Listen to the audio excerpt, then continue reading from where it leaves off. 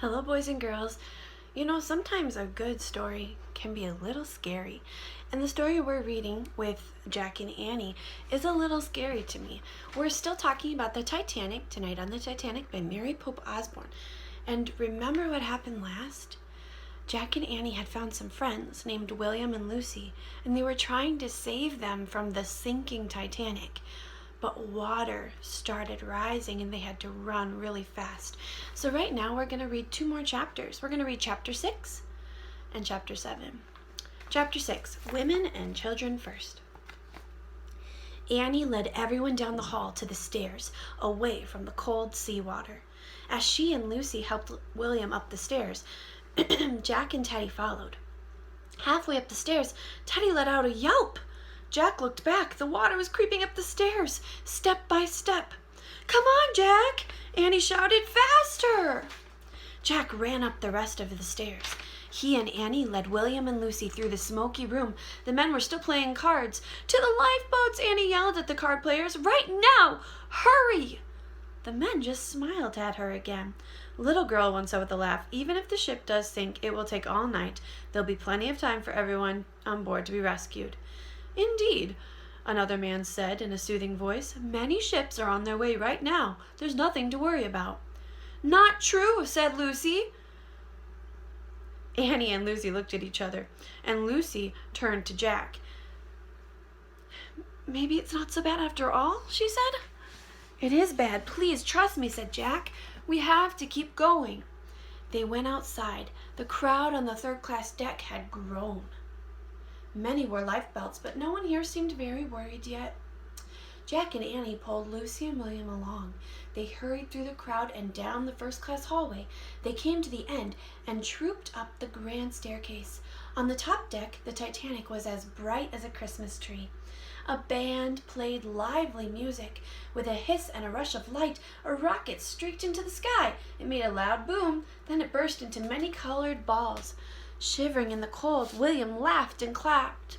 Jack and Annie looked at each other. Lucy smiled at Jack and Annie. "This is a trick, isn't it?" she said. "You've brought us to a party." "No, it isn't," said Jack. "Don't you remember the water downstairs?"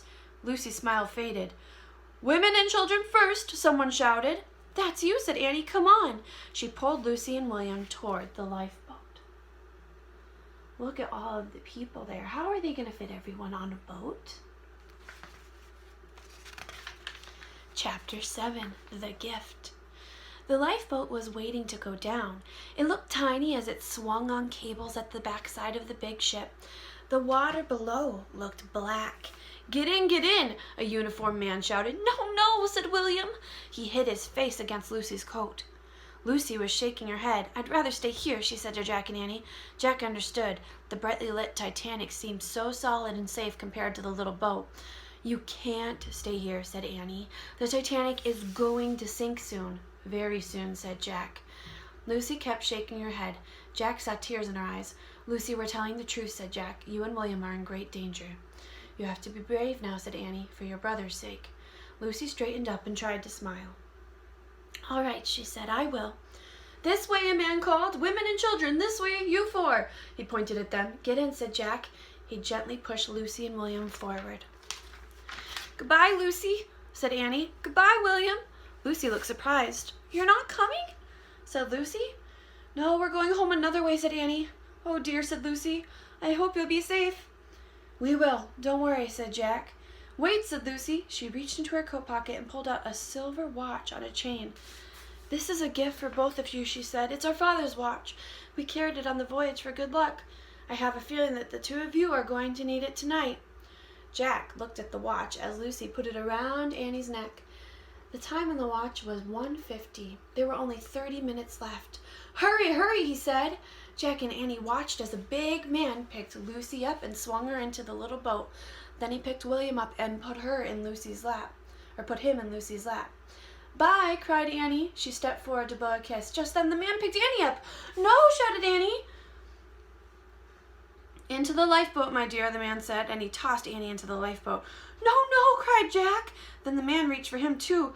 Jack jumped away just in time. "Annie," he yelled, "get out!" Annie tried to get out of the lifeboat. "Let me out!" out, she cried. Tidy barked from over Jack's shoulder. The lifeboat jerked. It started creaking down toward the dark, cold sea. Come back, Jack called. But there was nothing he could do as Annie disappeared from sight. What is gonna happen? Annie and Jack got separated. Well, you're gonna have to come back next time and we will finish the book and find out if Annie's gonna be okay. See you later.